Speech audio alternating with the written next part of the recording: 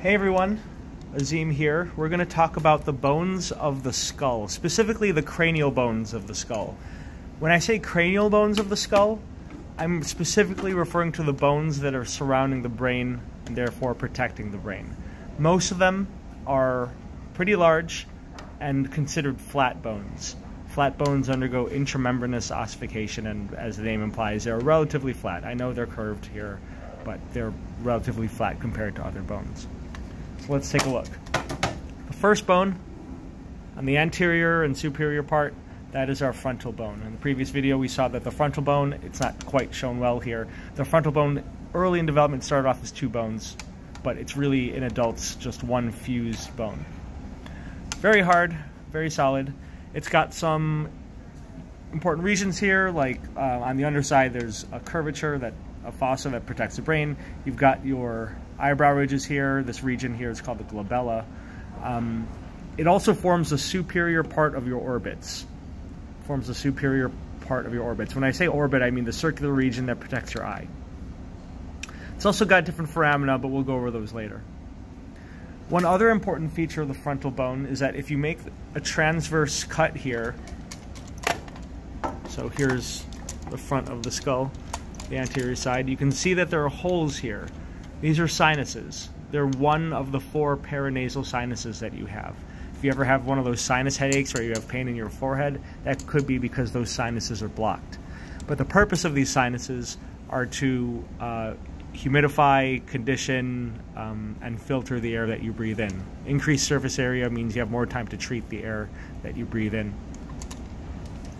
So that's the frontal bone. You have 1 frontal bone.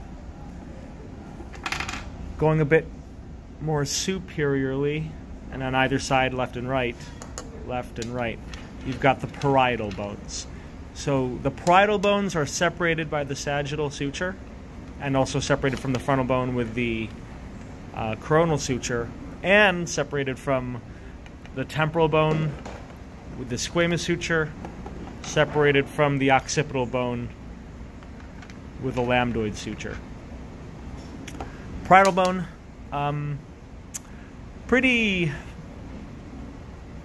there's not a whole lot interesting about it as far as bone features. Obviously very important. You need just a broad, flat area to protect the brain. So as far as my class is concerned, nothing too much to know besides it's here and it's protecting a large part of left and right skull. On either side, we have a temporal bone. The temporal bone, both left and right, they have a flat portion, but they also have lots of projections, and those projections and also passageways are very important. So this is a temporal fossa, so when you think of your temples, like on the side of your head, it's a pretty delicate part. That's this area.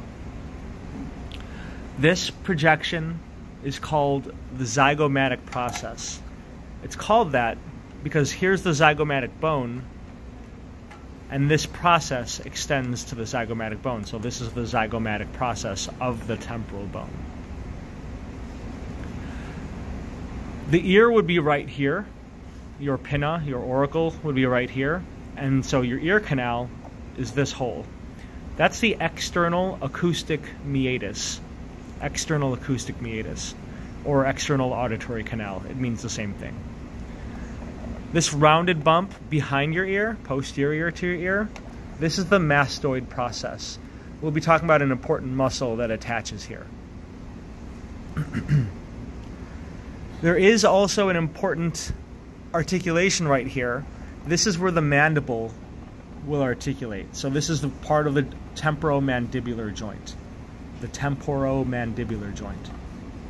This protrusion down here, that's the styloid process, the temporal styloid process. You'll hear that term coming up later when we talk about the ulna and radius, but this is just another pointy, pen-like protrusion. If we look on the inside of the temporal bone, bear with me, there we go.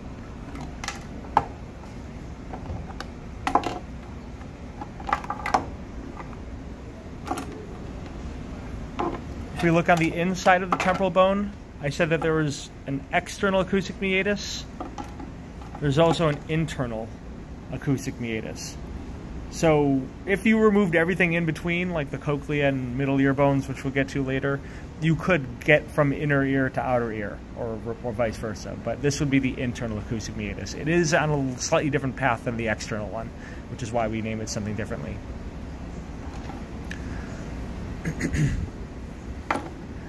This bone here that we have in the back, that is our occipital bone. So we're looking at this bone here right now, the occipital bone. Some important features that you can see here. This protrusion in the back of the head, the posterior head, this is the external occipital protuberance. The external occipital protuberance, it's an important attachment for ligaments to help stabilize your neck. So this will attach down to the vertebrae of your spine. The big hole that you see here, that's the foramen magnum. You can see it at the base of the skull, the foramen magnum. This is for the medulla to continue on to the spinal cord. So it's from your brain, it's a connection between your brain and spinal cord to pass through.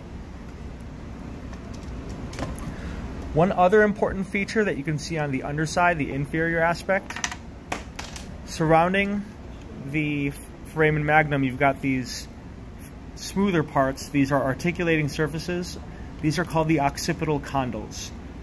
These occipital condyles are important to articulate with the first vertebra, C1, which is also called Atlas. Atlas named after the Greek mythology character that was holding up the globe, the world. Your head being the globe and C1 being Atlas. So these are the parts that articulate with C1, with Atlas. Two more bones make up what we would consider the cranium, and they're not quite like the other flat cranial bones. These are more irregular. And so this is at the base of the skull. So these are basocranial bones. This is the anterior side, so the frontal bone will be right here. This is the ethmoid. This blue one here that kind of looks like a butterfly, this is the sphenoid. The sphenoid, let's go over that one first. The sphenoid has a lot of important features. It's at the crux between the facial bones, which we'll go over in another video, and these cranial bones back here. The sphenoid has these larger wings called the greater wings, and then these smaller ones called the lesser wings. So these are the greater wings, these are the lesser wings. This, on the superior portion of the sphenoid, this little seat is called the Turkish saddle, or the sella turcica. This is what the pituitary gland sits in. So this is the base of the brain, and the pituitary gland is sitting in this spot. These are called medial and lateral pterygoids, pterygoid processes. These will be attachments for muscles of the face, medial and lateral pterygoids. So again, I said it looks like a butterfly when you look at it from an anterior or posterior view. We know the superior side has the sella turcica.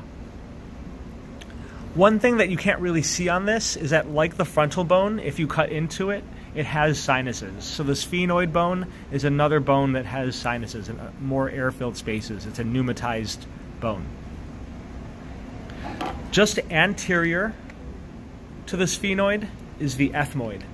And the ethmoid is a really interesting bone, and we have a replication of one right here. Let's see if I can orient it properly.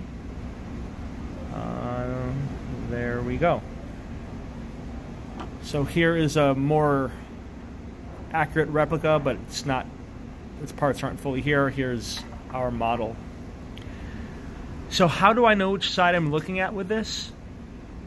On the superior and inferior sides, you've got these protrusions that point perpendicularly. You've got this one that's pointing up and this one that's pointing down, superior and inferior. How do I know which one's which? On the superior surface, you want to look for all these tiny little holes. Those tiny little holes are the olfactory foramina. The olfactory foramina are for olfactory nerves to pass through. If we look on this skull, you can see the olfactory foramina right there, all those tiny little holes. And you can see that those holes are coming from the nasal cavity, or passing into the nasal cavity. So when we smell, those nerves go up and lead into the brain. The brain would be right here. So this is the ethmoid embedded right here. We know that that's the superior side of the ethmoid, where you can see the olfactory foramina. Where you find the holes, the foramina mean holes, where you find the holes, this flatter area, that's the cribriform plate. Cribriform plate. And then the thing that protrudes up, it's like a rooster's comb. It's like a chicken's little comb on its top of its head. This is crista galli. That's how you say rooster's comb, or rooster's crest. Crista galli on the superior side. What you can't quite see, but I guess this is what this is representing, is that the ethmoid also is a sinus, has sinuses. So the ethmoid is another pneumatized bone. It's irregular and pneumatized. It has air spaces to help condition air. This is superior. This is our this is our anterior side. Here's our anterior side. These curvatures that you see on either side, these curvatures are called nasal conchae. This one is the superior nasal concha, and this is the middle nasal concha. So superior, middle. Concha means conch in Latin. So it's shaped like a conch shell. Why is this superior and why is this middle? Because there is an inferior, but it's a separate bone. There's a separate bone here. If we look at this model of the skull, we can see the ethmoid bone right here.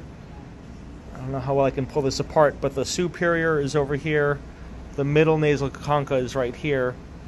The inferior nasal concha is its own bone. The inferior nasal concha is its own bone, and we'll get to that one later. So superior and middle nasal conchae are on the ethmoid. Inferior nasal concha is its own bone.